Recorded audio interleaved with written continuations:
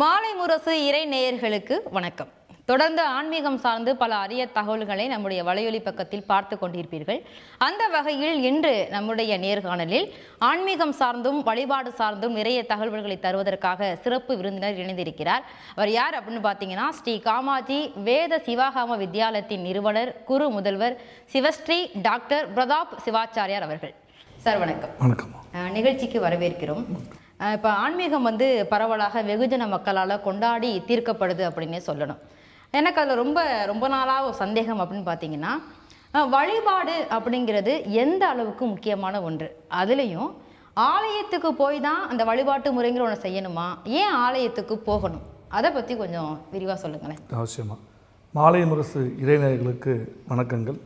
அருமையான கேள்வியை கேட்டிருக்காங்க, நம்ம சிந்திக்க போகிறோம். ஆலயம் அப்படின்ற வார்த்தையை பார்த்தோம் அப்படின்னா, ஆ ப்ளஸ் லயம் ஆலயம் அப்படின்னு பிரிப்பாங்க அந்த வார்த்தையை. ஆன்மாக்கள் லயிக்கும் இடம்.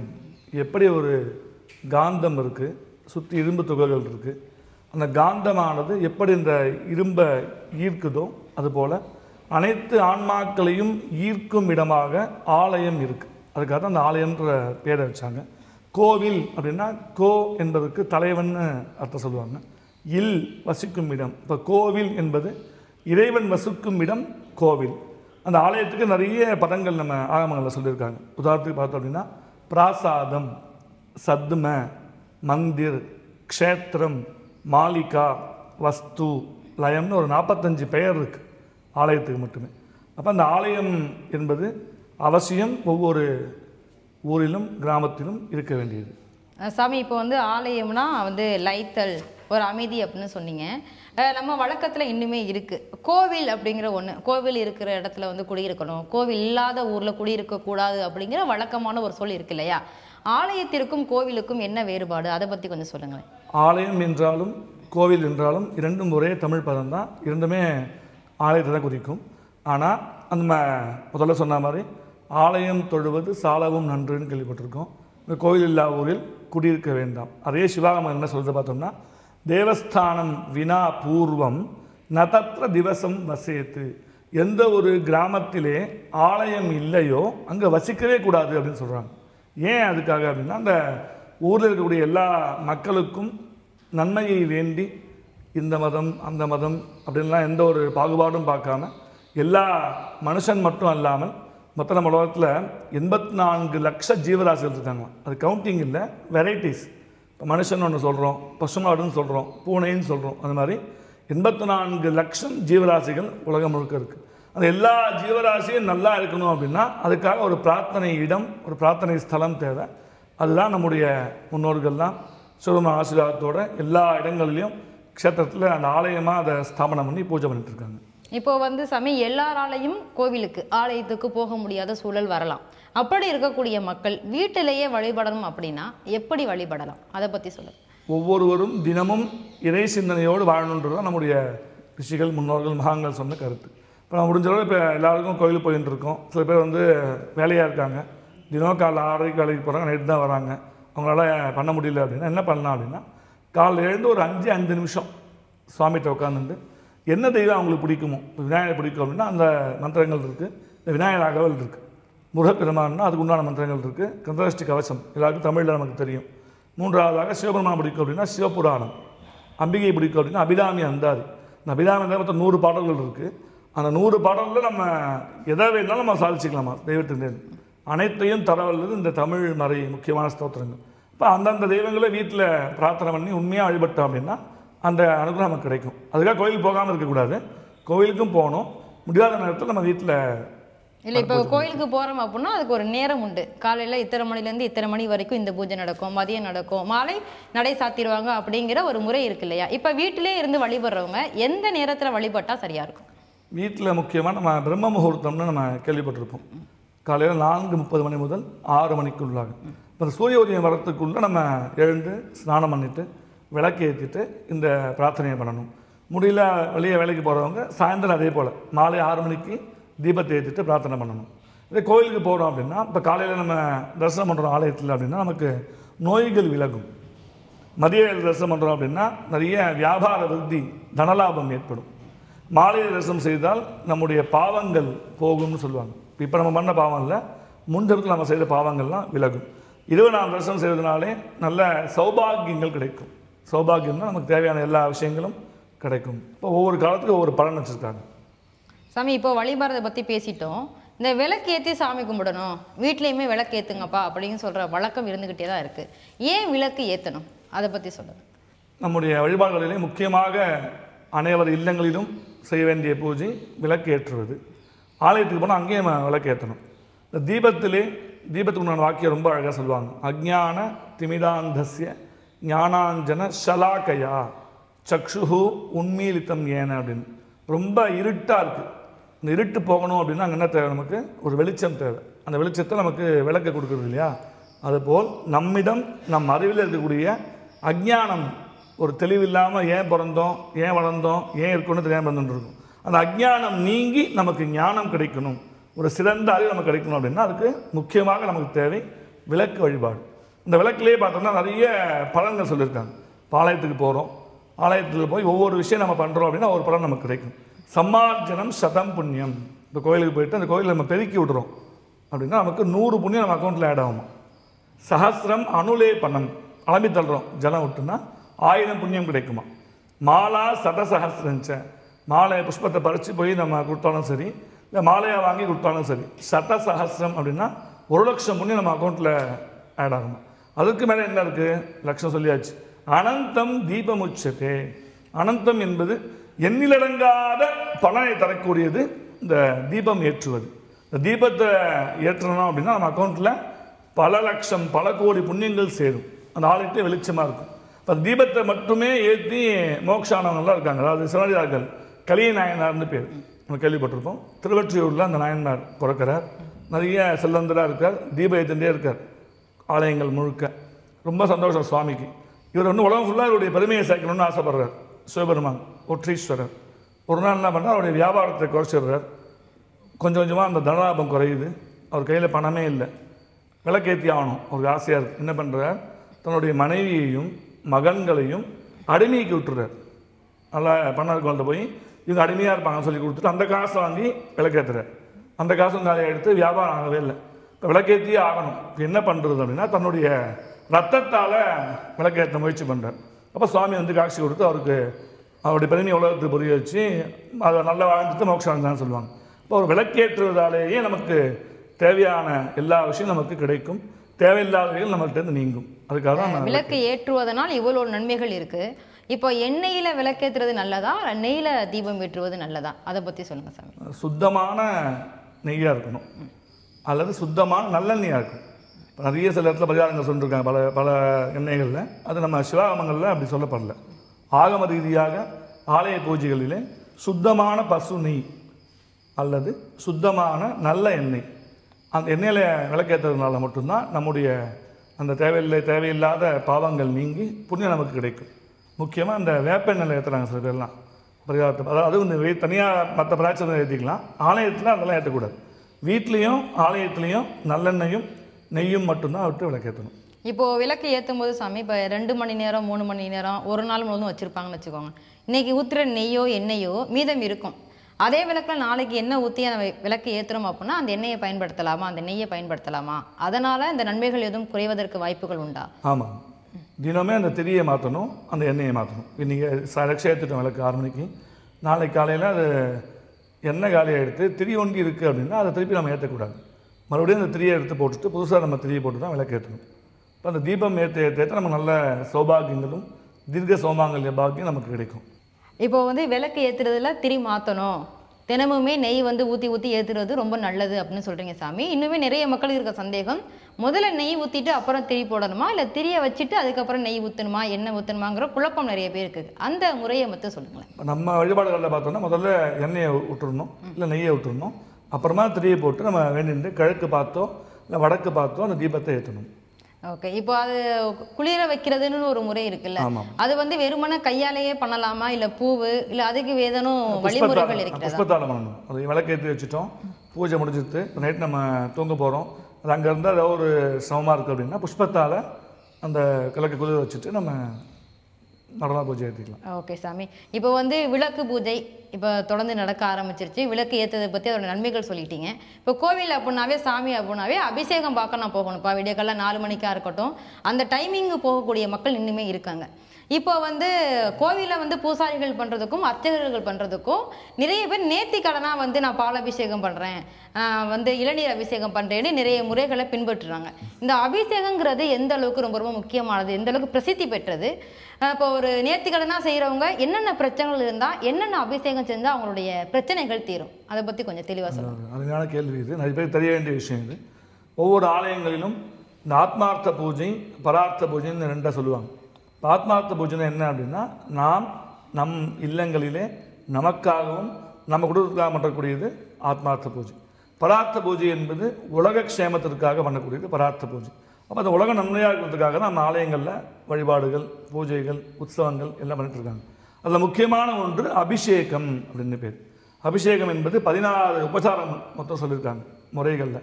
ஃபஸ்ட்டு சுவாமியை அழைக்கிறதுன்னு பேர், அப்புறம் சுவாமிக்கு உண்டான கால் அலம்புதல்னு பேர், அப்புறம் ஜலம் கொடுக்கறதுன்னு பேர், அப்புறமா அபிஷேகம். இந்த அபிஷேகத்தில் நிறைய ஒவ்வொரு திரவியங்களுக்கு ஒரு பலன் சொல்லியிருக்கு. ஜலம் சொல்லக்கூடிய சுத்தமான ஜலத்தை நம்ம சுவாமி அபிஷேகம் பண்ணுறதுனால மனசாந்தி நமக்கு கிடைக்குமா. சந்தன தைலத்தை அபிஷேகம் பண்ணுறதுனால இன்பம் கிடைக்கும். பஞ்சாமிர்தம் அபிஷேகம் செய்வதனால ஐஸ்வர்யத்தை நமக்கு கொடுக்கும். நிறைய மாம்பழங்களாலே அபிஷேகம் செய்தால் வெற்றி கிடைக்குமா.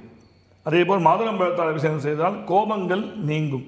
கரும்புச்சாறு அபிஷேகம் செய்வதால் வருத்தங்கள் நீங்கும். எலுமிச்சம்பழத்தை அபிஷேகம் செய்வதால் யம பயங்கள் நிவர்த்தியாகும். சர்க்கரை, நாட்டு சர்க்கரை அபிஷேகம் பண்ணுறதுனால சர்க்கரா சத்ருநாசினின்னு சொல்லுவாங்க. எதிரியாக நமக்கு இருக்கக்கூடிய எல்லா பிரச்சனைகளும் நீங்கணும் அப்படின்னா சுவாமிக்கு ஆலயத்தில் நாட்டு சர்க்கரை 1 கிலோ சுத்தமானதாக கொடுத்தோம், அதை அபிஷேகம் பண்ணாங்கன்னா நமக்கு சத்ருபாதை நீங்கும். இளநீர் அபிஷேகம் பண்ணுறதுனால பதவிகள் கிடைக்கும். ஆஃபீஸ்லேயோ இல்லை கட்சிகள்லையோ எந்தெந்த வேணுமோ அந்த பதவி தரக்கூடியது இளநீர். முக்கியமாக க்ஷீரம் ஆயுஷ்ய வர்தனம்னு சொல்லுவாங்க. நிறைய சுத்தமான பால் வாங்கி தரணும். சுத்தமான பால் நம்ம பிறந்த நாளோ திருமண நாளோ பால் தரோம் அப்படின்னா அந்த பால் அபிஷேகம் பண்ணுறாங்க. நமக்கு என்ன கிடைக்கும்னா நீண்ட ஆயுள் கிடைக்கும், விரும்பிய பலன்கள்லாம் கிடைக்கும். அதோடு சேர்த்து தயிர் அபிஷேகம் பண்ணுறதுனால நல்ல அழகும் குழந்தை பாகியம் கிடைக்குமா. நம்ம பல பேர் நம்ம வராங்க பார்த்துருக்கோம், புத்திரபாகியம் இல்லாமல் இருப்பாங்க. தயிர் அபிஷேகம் பண்ண சொல்லுவோம். எல்லா திங்கட்கிழமையும் ஒரு 11 திங்கட்கிழமை சுத்தமான பசும் தயிரால் சிவாலயத்தில் தராங்க. இந்த சிவாலயத்தில் அபிஷேகம் பண்ணுறாங்க சுவாமிக்கு அப்படின்னா அந்த பலன் நிச்சயமாக அவங்களுக்கு அந்த புத்திரபாகியம் கிடைக்கும். தேன் அபிஷேகம் செய்வதனாலே நல்ல அழகான குரல் வளம் ஏற்படும். சங்கீதம் பாடுறவங்கலாம் இன்னும் கொஞ்சம் நல்ல குரல் சிரமமாக இருக்குன்னா தேன் அபிஷேகம் பண்ணலாம். பன்னீர் அபிஷேகம் செய்வதனாலே திக் விஜயம் திக் ஜெயம் ஏற்படும். சங்காபிஷேகம் சுகத்தை கொடுக்கும். ஸ்னபனாபிஷேகம் மூர்த்தி சாநித்தியம்னு சொல்லுவாங்க.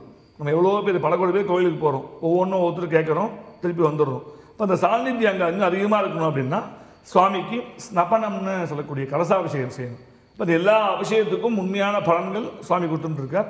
நம்ம எது நமக்கு வேணுமோ அதை நம்ம ஆலயத்தில் கொடுத்து அபிஷேகம் பண்ணிக்கலாம். இப்போது அபிஷேகங்கள் பற்றி நிறையா சொல்லியாச்சு சாமி. இப்போ எல்லா மக்களுக்குமே ஆசை, விளக்கு பூஜையாக இருக்கட்டும், தீபேத்தி வழிபடுறதா இருக்கட்டும், ஒவ்வொரு அபிஷேகங்களும் நேர்த்தி கடனாக பண்ணுறதா இருக்கட்டும், மக்களுடைய விருப்பம் என்ன அப்படின்னா இறைவனை அடைதல்.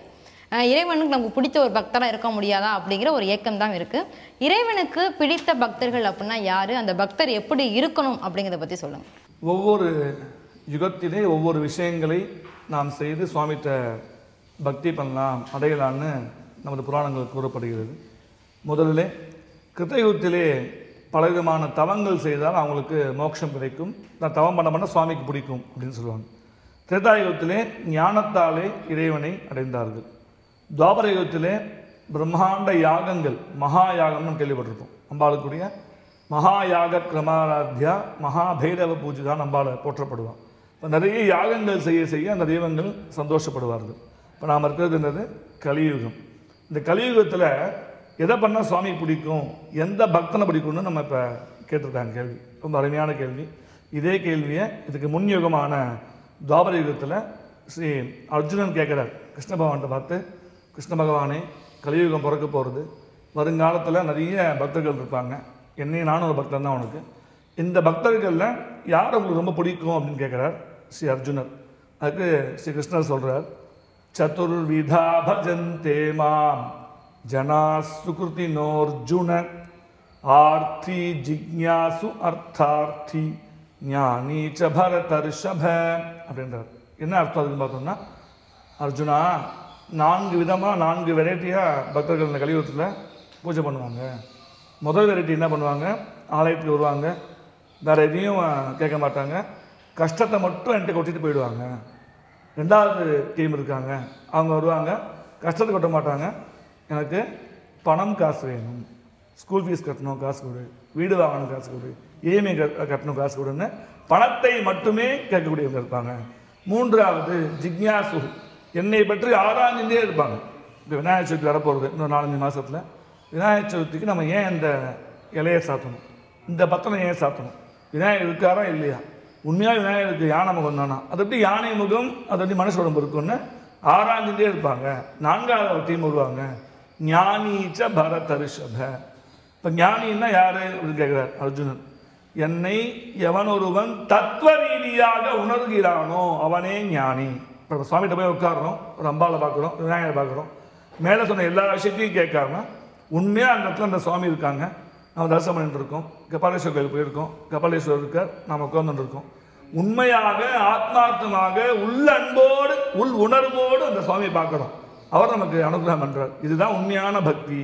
இதுக்கு பெரிய தபஸ்விகளோ மகான்களோ, நான் கடலில் போய் கடலுக்காரில் தபஸ் பண்ணுறேன், மலை உச்சிக்கு போகிறேன், நான் காவியை மாற்றிக்கிறேன், அதெல்லாம் அவர் சொல்லவே இல்லை. எவன் உள்ளன்போடு தத்துவ ரீதியாக இந்த விஷயத்துக்காக நான் உன்னை பூஜை பண்ணுறேன்னு சொல்லாமல் உண்மையாக என்னை எவன் வணங்குறானோ அவன் தான் எனக்கு பிடிக்கும்னு சொல்லி கிருஷ்ண பகவான் அந்த கேள்வியை முடிக்கிறார். அப்போ நம்ம எவ்வளோ உள்ளன்போடு சுவாமியை நம்ம வேண்டுறோமோ அந்த அளவுக்கு சுவாமி நமக்கு பிடிக்கும், நம்மள சுவாமிக்கு பிடிக்கும். உள்ளன்பு கொண்டவர்கள் எல்லாருக்கும் பிடித்த பக்தர்கள் அப்படின்னு நம்ம எடுத்துக்கலாம். இப்போ மனிதர்கள் எல்லாரும், மக்கள் எல்லாரும் வழிபடுறதை வச்சு நம்ம கண்டுபிடிச்சலாம் சாமி. ஆனால் ஆன்மீகத்தில் இருக்கக்கூடிய மிகப்பெரிய அதிசயம் என்னன்னு பார்த்தீங்கன்னா, நிறைய உயிரினங்களுடைய பக்தி ரொம்ப மேலோங்கி நின்றுருக்கு. நற்றுணையாவது நமச்சிவாயமே அப்படிங்கிற மாதிரி நிறைய விடயங்கள் நம்ம பக்தியில் பார்க்க முடியுது. அந்த உயிரினங்களுடைய பக்தியை பற்றி கொஞ்சம் சொல்லுங்களேன். முதலே நம்ம பார்த்தோம் 84 லட்சம் ஜீவராசிகள் உலகத்தில் இருக்குன்னு பார்த்தோம். எப்படி மனுஷனுக்கு அந்த தெய்வத்தை பிடிக்குதோ அதுபோல் பலவிதமான உயிரினங்களுக்கு தெய்வங்களை ரொம்ப பிடிக்குமா. முக்கியமாக நம்ம சென்னையில் இருக்கோம், அந்த சென்னையிலேருந்து ஆரம்பிக்கும் விஷயத்தை. மயிலாப்பூரில் கபாலீஸ்வரர் கற்பனாம்பாள் கோயில் நமக்கு தெரியும். அங்கே அம்பிகை முதலிலே மயிலாக அர்ச்சனை பண்ணுறாங்க கபாலீஸ்வரர். அதே போன்றது மயிலாடுதுறை எனும் க்ஷேத்திரத்திலே மாயவரத்தில் மயிலாக அம்பாலை சுவாமி பூஜை பண்ணுறாங்க. ஒவ்வொரு தேவர்களும் இந்திராதி தேவர்களும் சில ரிஷிகளும் சில பேரும் சில சாபத்தால் அந்த உயிரினமாக மாறிடுவாங்க.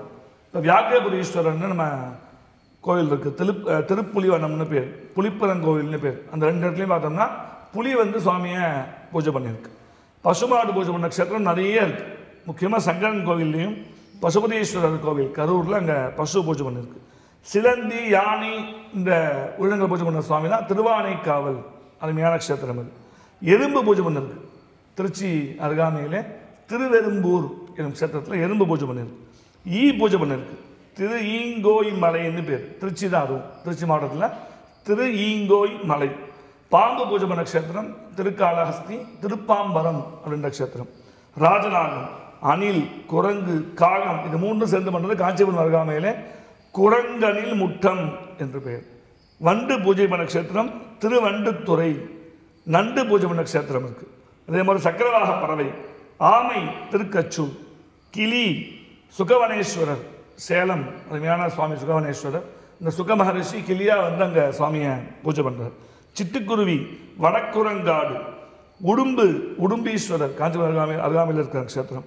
அப்போ அந்த ஒவ்வொரு உயிரினங்களும் தன்னை உணர்ந்து நாம் இப்போ சுவாமிக்கு நம்மளால் முடிஞ்சதை பண்ணுவோம் அப்படின்னு சொல்லி அந்த உண்மையான பக்தி பண்ணுது சிவன் தான் ஏற்றுக்கிறேன். இப்போ உயிரினத்தினுடைய பக்தியை பற்றி நம்ம பார்த்துட்டோம். இப்போ நிறைய மக்கள் மறந்தது, குறிப்பாக பெண்கள் மறந்த ஒரு விஷயம் அப்படின்னு சொன்னால் அந்த கோலம் போடுறது. பொதுவாகவே பெரியவங்களாம் சொல்லுவாங்க, செவ்வாய் வெள்ளினா நிச்சயமாக கோலம் போடணும், தினமுமே வாசலில் கோலம் போடணும், செவ்வாய் வெள்ளிங்கும் போது ரொம்ப முக்கியமாக கோலம் போடணும் அப்படின்னு சொல்கிறாங்க. ஆனால் இப்போ எல்லாருமே அது ரொம்ப கம்ப்யூட்டராக ஸ்டிக்கர் கோலம் போடுற அளவுக்கு வந்துட்டாங்க. கோலம் போடுறது எந்த அளவுக்கு முக்கியம், கோலத்திற்கு நம்ம வீட்டில் வரக்கூடிய நன்மைக்கும் ஏதேனும் தொடர்பு உண்டா, அதை பற்றி சொல்லுங்கள். நிச்சயமாக கோலம் போட்டே ஆகணும். நம்முடைய வழிபாடுகளில் இந்து சம்பிரதாயங்களில் நிறைய முக்கியமான பங்கு தாய்மார்கள் தான் உண்டு. என்னதான் அந்த கணவன் வெளியே சென்று உழைத்து சம்பாதித்து பணத்தை கொடுத்தாலும் எப்பொழுதும் அந்த கணவன் சௌக்கியமாக இருக்கணும், மகன்கள் மகள்கள் மாமனார் மாமியார் எல்லாம் சௌக்கியமாக இருக்கணும்னு சொல்லக்கூடிய எல்லா விஷயத்தையும் பண்ணுறவங்க அந்த தாய்மார்கள் தான். இப்போ அவங்களுக்கு முக்கியமான ஒரு பலம் தேவை இல்லையா? இந்த பலத்துக்காக தர்மங்கள் நிறைய பண்ண சொல்லியிருக்காங்க. கணவனை நல்லா இருக்கணும் வேண்டிட்டு எல்லாருக்கும் தர்மம் பண்ணணுமா. அந்த முதல் தர்மமே கோலம் போடுறது. கோலம் போட்டு தர்மம் ஆகும் அப்படின்னு கேட்கலாம். கோலம் என்பது நம்ம ஸ்டிக்கர் ஒட்டினா அதில் எதுவும் அதுக்குண்டான உணவு எதுவும் சாப்பிட முடியாது. சின்ன சின்ன பூச்சிகளுக்கெல்லாம் எறும்புகளுக்கெல்லாம். இதே அரிசி மாவால் நம்ம கோலம் போடுறோம் அப்படின்னா இந்த சின்ன சின்ன அரிசி தான் அந்த ஒரு நாளுடைய உணவாக இருக்குது சின்ன சின்ன எறும்புகளுக்கும் சில பூச்சிகளுக்கும். அப்போ அந்த கோலம் போடுவது முதலே தூங்குகிறது பெண்களுடைய தர்மம்.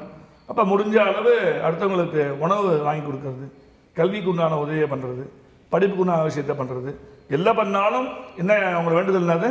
கணவன் நல்லா இருக்கணும், குழந்தை நல்லா இருக்கணும். இப்போ அந்த தர்மத்தை காட்டுவது இந்த கோலம் போடுறது.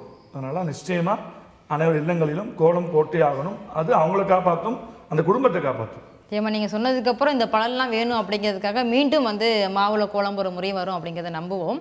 இப்போ சாமானிய மக்களுக்கு இருக்கக்கூடிய மிகப்பெரிய பிரச்சனை அப்படின்னு பார்த்தீங்கன்னா கடன் பிரச்சனை தான். அதிகபட்சம் நீங்கள் கோயிலுக்கு யார் போகிறாங்கன்னு பார்த்தா, இறைவா என்னுடைய கடன் பிரச்சனை தீராதா, எனக்கு பணம் வரவு வராதா அப்படிங்கிற ஒரு ஏக்கம் தான். அப்படி இருக்கக்கூடிய மக்களுக்கு கடன் பிரச்சனை தீர ஏதாவது மந்திரங்கள் இருக்கா, இல்லை வழிபாடு முறைகள் ஏதாவது இருக்கா, நேர்த்திக்கடன் இருக்கா, அதை பற்றி சொல்லுங்கள். நிச்சயமாக இருக்குமா. கடன் பிரச்சனையை தீரணும் அப்படின்னா முக்கியமாக அவங்கவுங்க இல்லங்களில் தேவையில்லாத சில வஸ்துக்கள் வச்சுருப்பாங்க. இப்போ உதாரணத்துக்கு வண்டி ஒருத்தர் வாங்கியிருப்பார், ஒரு 5 வருஷம் ஓட்டிருப்பார். அந்த வண்டியை அப்படியே வச்சு புது வண்டி வாங்கிடுவார். அந்த வண்டி ஒரு 10 வருஷம் சும்மாவே இருக்கும். அது ஓட்ட கண்டிஷனில் இருக்குது அப்படின்னா பரவாயில்ல. அப்போ எந்தெந்த வஸ்துக்கள் நம்ம வீட்டில் தேவையில்லாமல் இருக்கோ அதெல்லாம் வந்து நம்ம வாக்கியங்களில் தாரித்திரம்னு சொல்லுவாங்க. நம்மள்கிட்ட அந்த பணம் காசு வரும்போது அப்படியே செலவாகிடும். அப்போ முதல் விஷயம் தேவையில்லாத விஷயங்கள் நம்ம வெளியே அப்புறப்படுத்தணும். ரெண்டாவது விஷயம் அவங்களுடைய இல்லங்கள் இருக்கக்கூடிய முக்கியமாக அந்த கேஷ் பாக்ஸ்ன்னு சொல்லுவோம். பீரோலையோ இல்லை பாக்ஸ்லேயோ இல்லை பேக்லேயோ வச்சுருப்பாங்க. அந்த லக்ஷ்மி இருக்கும் இடத்திலே வாசனையான பொருட்கள், ஏலக்காய், லவங்கம், பச்சைக்கற்பூரம் இதெல்லாம் சேர்த்து கொஞ்சம் கொஞ்சமாக மகாலட்சுமி வேண்டிட்டு சாம்பிராணி காமிச்சிட்டு அதை போட்டு வைக்கணும். இது ஒரு சின்ன உபாயம். மூன்றாவதாக நம்முடைய நாயன்மார்கள் அனைத்து பிரார்த்தனைகளையும் தன்னுடைய பதிகம் மூலியமாக சுவாமிகிட்ட பிரார்த்தனை பண்ணி அந்த பலன் பெற்றிருக்காங்க. அதில் முக்கியமான ஒரு பிரார்த்தனை, மாசி தீரவே காசு நல்குவீர் என்னும் அருமையான ஒரு தேவாரம், ஒரு பதிகம். திரு ஞானசம்பந்த பெருமான் இந்த பதிகத்தை பாடுறார். இந்த பதிகத்தை பாடி சுவாமிகிட்ட நிறைய தினம் ஒரு பொற்காசு பெறுறார். அப்போ இந்த பதிகங்கள்லாம் வீட்டில் நம்ம சுவாமியை வேண்டிட்டு பாராயணம் செய்யும்பொழுது கடன்கள் கொஞ்சம் கொஞ்சமாக தீர்ந்துட்டு லக்ஷ்மி கடாட்சமானது ஏற்படும். ஓகே சாமி, அதே மாதிரி இப்போது எப்படி கடன் பிரச்சனை இருக்கோ அதே மாதிரி எங்கள் பிள்ளைங்க நல்லா படிக்கணும், கல்வியில் வந்து பெரிய ஆளாக வரணும் அப்படிங்கிற ஒரு ஆசை இருக்கிறது. இப்போ நல்லா படிக்கணும், கல்வி வளர்ச்சி நிறையா அடையணும் அப்படின்னா அதுக்கு ஏதாவது பரிகாரங்கள் இருக்கா, மந்திரம் இருக்கா, அதை சொல்லுங்கள். திருஞான சம்பந்த பெருமான் கல்வியிலே சிறந்து விளங்க வேண்டிய சிவனை பிரார்த்தனை செய்து சுற்றமோடு பற்று அவை என்று துவங்கக்கூடிய பதிகத்தை பாதிருக்கார். இதெல்லாம் எங்கே நம்ம எடுக்கிறதுன்னு ஒன்றும் சிரமப்பட தேவையில்லை. நீங்கள் கூகுள்லேயோ இல்லை புஸ்தகங்கள்லையோ எல்லாத்துலேயும் இந்த பேர் ஞாபகம் வச்சுங்க. சுற்றமோடு பற்று அவைன்னு போட்டாலே அந்த பாட்டு 10 பாட்டில் மொத்தம் ஒரு சின்ன பாட்டு தான், அது காமிச்சிடும். அதை நம்ம தினமும் சுவாமிகிட்ட சொல்ல வீட்டிலேயே நல்ல ஒரு கல்வி ஞானமும் நல்ல எண்ணங்களும் குழந்தைங்களுக்கு கிடைக்கும்.